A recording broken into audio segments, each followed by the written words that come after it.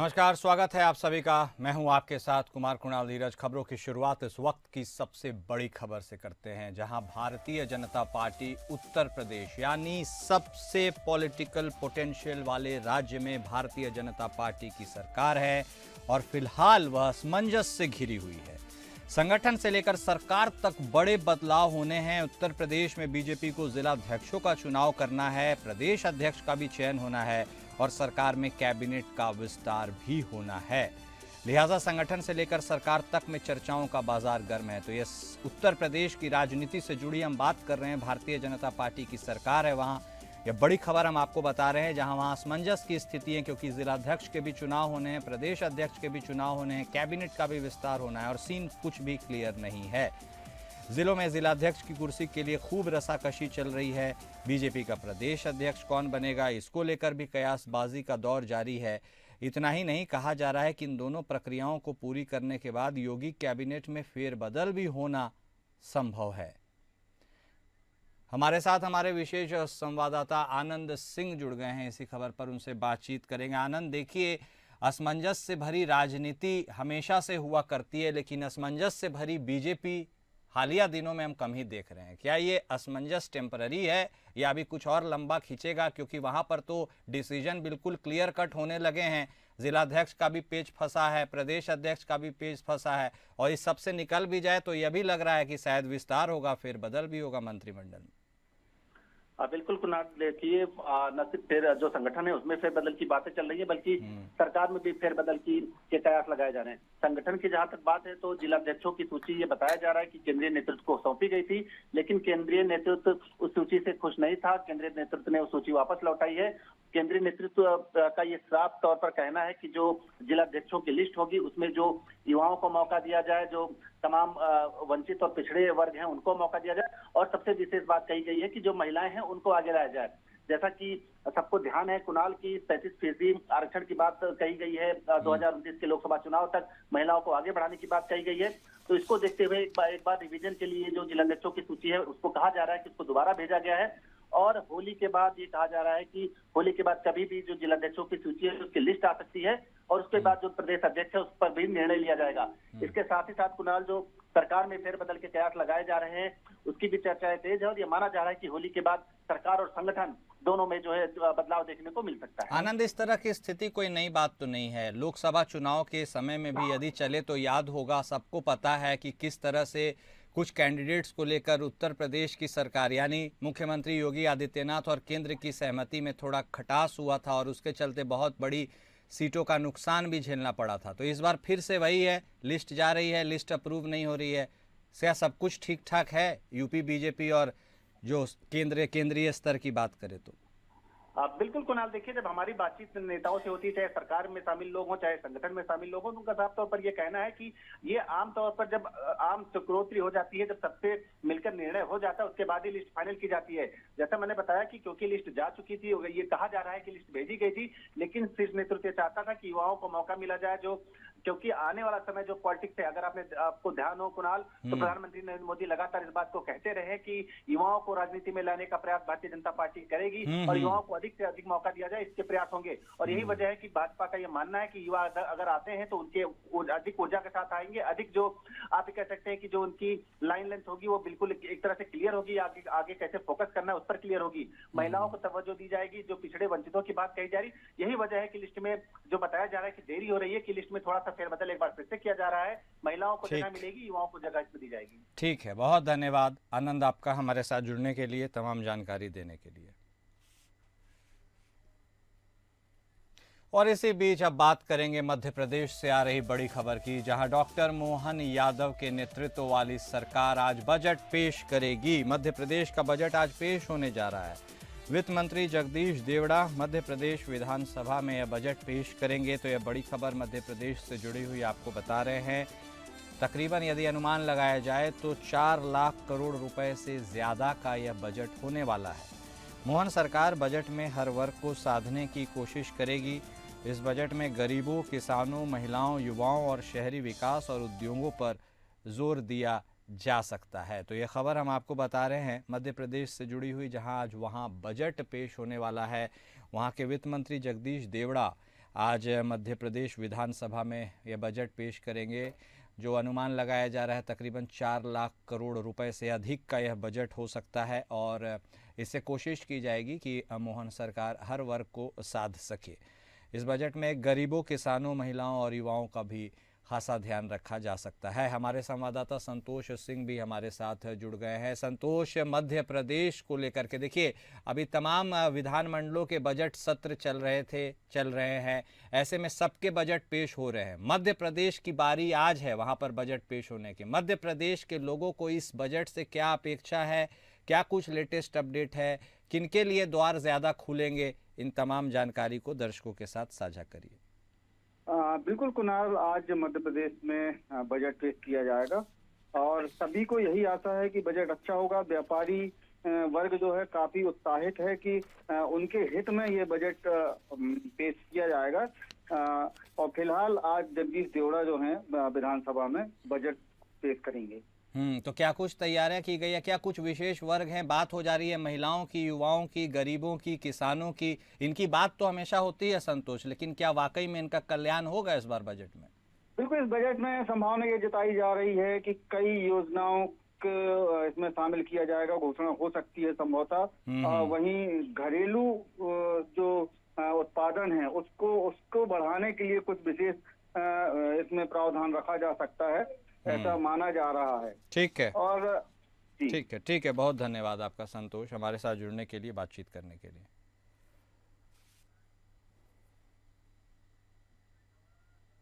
उस बीच अगली बड़ी खबर छत्तीसगढ़ से, जहां बिजली उत्पादन की दिशा में छत्तीसगढ़ ने लंबी छलांग लगाई है।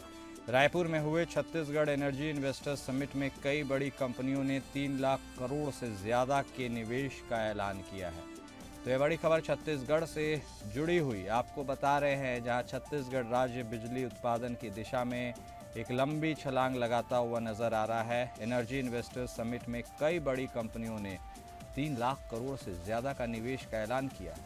इस निवेश में राज्य में परमाणु, थर्मल, सौर और पंप स्टोरेज जैसे क्षेत्रों में बिजली उत्पादन के नए प्रोजेक्ट शुरू होंगे। इससे न केवल उद्योगों को फ़ायदा मिलेगा बल्कि आम लोगों को भी सस्ती और निरंतर बिजली मिल सकेगी। तो छत्तीसगढ़ के हवाले से यह खबर हम आपको बता रहे हैं, जहां एनर्जी इन्वेस्टर्स समिट हुई है उसमें कई बड़ी कंपनियों ने खूब निवेश का ऐलान किया है। यदि आप इसे संख्या के हिसाब से बात करें तो 3 लाख करोड़ से ज़्यादा का निवेश का ऐलान हुआ और इससे न केवल उद्योगों को फायदा मिलेगा बल्कि आम जनता को भी राहत मिलेगी। उस बीच अगली बड़ी खबर महाराष्ट्र से आ रही है, जहां महाराष्ट्र के कल्याण पश्चिम में आग की खबर आई है। कल्याण पश्चिम के झूलेलाल चौक स्थित एक हाई प्रोफाइल सोसाइटी वाली 14 मंजिला इमारत की आखिरी मंजिल पर भीषण आग लगने की घटना सामने आई है। ये बड़ी खबर आपको मुंबई से बता रहे हैं, जहां कल्याण वेस्ट में एक बहुमंजिली इमारत में, और जिसको हाई प्रोफाइल सोसाइटी भी बोला जा रहा है, उसके 14वीं मंजिल में आग लगी है। आग इतनी तेज़ी से फैली कि इलाके में अफरा तफरी मच गई। तो ये बड़ी खबर महाराष्ट्र से आपको बता रहे हैं। हालांकि इसकी सूचना मिली और कल्याण डोंबिवली महानगर पालिका यानी KDMC के दमकल विभाग की 2 गाड़ियां मौके पर पहुंच चुकी हैं और आग बुझाने का प्रयास जारी है। आग लगने के कारणों का अभी तक पता नहीं चल पाया है, लेकिन दमकल कर्मी स्थिति पर काबू पाने में जुटे हैं। स्थानीय लोगों के अनुसार आग लगते ही इमारत में रहने वाले लोग घबराकर बाहर निकलने लगे। अब तक किसी के हताहत होने की सूचना नहीं है, लेकिन आग की तीव्रता को देखते हुए प्रशासन अलर्ट मोड में है। हमारे साथ हमारे संवाददाता सरबजीत सोनी भी इसी खबर पर जुड़ गए हैं। सरबजीत, तो अगलगी की यह घटना जिसके बारे में हम दर्शकों को बता रहे हैं, एक तो ये बहुमंजिला इमारत, ऊपर से हाई प्रोफाइल सोसाइटी, कैसी है स्थिति, क्या पाया गया आग पर काबू, ये तमाम जानकारी दर्शकों के साथ साझा कीजिए। जिस तरह से कल्याण के डोंबिवली में आग लगी है, जिसमें 15वीं मंजिल बताया जा रहा है, इसमें आग लगी है। हालांकि फायर ब्रिगेड की गाड़ियां मौके पर पहुंची हैं। आग बुझाने का जो प्रयास है वो पूरी तरह से किया जा रहा है। ऐसा बताया जा रहा है कि जो अपना वहां पे जो अभी आग लगने की जो वजह है वो अभी तक क्लियर नहीं हो पाई है। हालांकि फायर ब्रिगेड की तरफ से मशक्कत की जा रही है, आग बुझाने की कोशिश की जा रही है। जी ठीक है, बहुत शुक्रिया आपका सरबजीत बातचीत करने के लिए।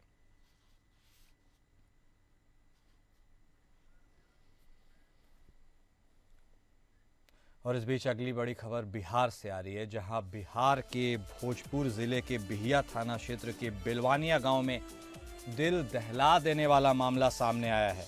एक पिता ने अपने 4 बच्चों के साथ जहर खा लिया। इस हादसे में 3 बच्चों की मौत हो गई, जबकि 2 लोगों की हालत गंभीर बनी हुई है। तो यह बड़ी खबर हम आपको बिहार के भोजपुर से बता रहे हैं, जहां एक पिता ने 4 बच्चों के साथ जहर खा लिया है। 3 की मौत हो गई है, 2 की हालत गंभीर है। सभी को तत्काल इलाज के लिए सदर अस्पताल लाया गया है। चिकित्सकों ने 3 बच्चों को मृत घोषित कर दिया। घटना की जानकारी मिलते ही बिहिया थाना पुलिस मौके पर पहुंची और मामले की जांच शुरू कर दी। तो यह खबर हम आपको बिहार के भोजपुर से बता रहे हैं। बहुत दर्दनाक ये खबर है। पुलिस ने परिवार के सभी सदस्य से पूछताछ शुरू कर दी है। अभी तक जहर खाने के कारण का पता नहीं चल पाया है। इस घटना ने पूरे गांव को स्तब्ध कर दिया है। स्थानीय लोगों का कहना है कि युवक की पत्नी की पिछले साल ही मौत हो गई थी, तब से वह गुमसुम रहता था। प्रतीत होता है कि डिप्रेशन में होने के कारण उसने पहले सभी बच्चों को जहर खिलाया, फिर खुद जहर खाकर आत्महत्या की कोशिश की। तो ये बेहद दर्दनाक खबर हम आपको बता रहे हैं बिहार के भोजपुर ज़िले से, जहां एक पिता ने अपने 4 बच्चों के साथ जहर खा लिया। 3 बच्चों की मौत भी हो गई है। लोगों में यह चर्चा का विषय बना हुआ है कि आखिर ऐसा उसने क्यों किया। अभी तक हालांकि कुछ कारणों का पता नहीं चल पाया है, लेकिन लोग यह बातचीत कर रहे हैं कि पिछले साल ही इस व्यक्ति की पत्नी की मृत्यु हो गई थी और उसके बाद यह काफ़ी गुमसुम सा रहता था और संभवतः डिप्रेशन के चलते इसने यह कदम उठाया है। इस घटना ने हालांकि पूरे गांव को स्तब्ध कर दिया है। पुलिस को भी जानकारी हुई है। पुलिस अब इस पूरे मामले की छानबीन में जुट तो गई है, लेकिन अभी तक कुछ पता चल नहीं पाया है।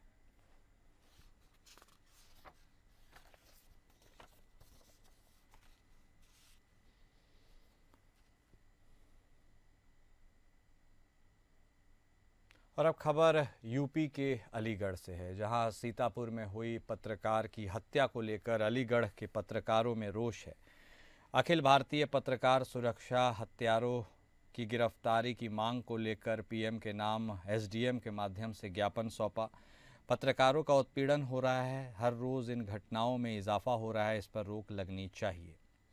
समिति के प्रदेश अध्यक्ष अजय प्रताप नारायण सिंह के आदेश पर ज्ञापन सौंपा गया। ज्ञापन में कहा गया है कि सीतापुर के पत्रकार राघवेंद्र वाजपेयी की हत्यारों के द्वारा निर्मम हत्या की गई। हत्यारों पर रासुका के तहत कार्रवाई की जानी चाहिए। मृतक पत्रकार के परिवारजनों को सहायता राशि के रूप में 1 करोड़ रुपए और उनके परिवार में से किसी एक को सरकारी नौकरी देने की मांग की। पूरे मामले पर एसडीएम सिटी अमित कुमार भट्ट के द्वारा जानकारी देते हुए बताया गया कि अखिल भारतीय पत्रकार सुरक्षा समिति के द्वारा देश के प्रधानमंत्री नरेंद्र मोदी के नाम यह ज्ञापन सौंपा गया है और इसे अग्रिम कार्रवाई के लिए आगे भेज दिया जाएगा।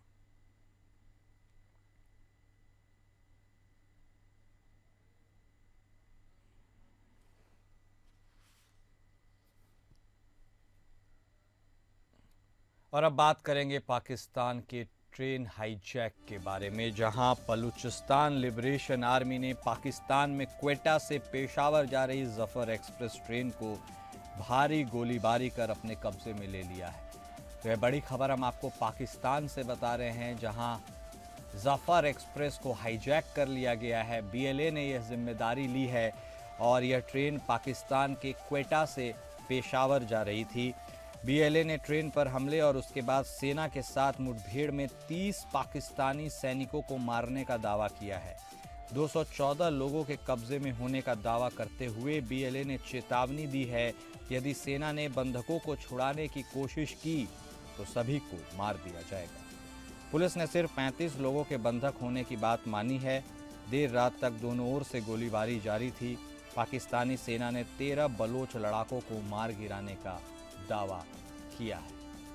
तो यह खबर हम आपको बता रहे हैं ट्रेन हाईजैक से जुड़ी हुई, और यह घटना कल हुई और इसने पूरे विश्व को स्तब्ध कर दिया है। बलूचिस्तान लिबरेशन आर्मी ने ट्रेन को हाईजैक कर लिया है और अभी तक वहां पर ऊहापोह की स्थिति बरकरार है। तो यह खबर हम आपको बता रहे हैं पाकिस्तान से, जहां क्वेटा से पेशावर जा रही जफर एक्सप्रेस को बीएलए के लड़ाकों ने हाईजैक कर लिया। उसके बाद सेना के जवान भी, जो बताया जा रहा है कि उस ट्रेन में शामिल थे, उनके साथ भी जो मुठभेड़ हुई उसमें 30 पाकिस्तानी सैनिकों को भी मारने का दावा किया गया है। उन लोगों ने साफ तौर पर BLA के लड़ाकों ने यह बात कही है कि अगर पाकिस्तानी सेना उनके ऊपर हमला करती है तो फिर उन्हें अंजाम भुगतने होंगे, सबको मार दिया जाएगा। और फिलहाल इस बुलेटिन में अभी के लिए बस इतना ही। नमस्कार।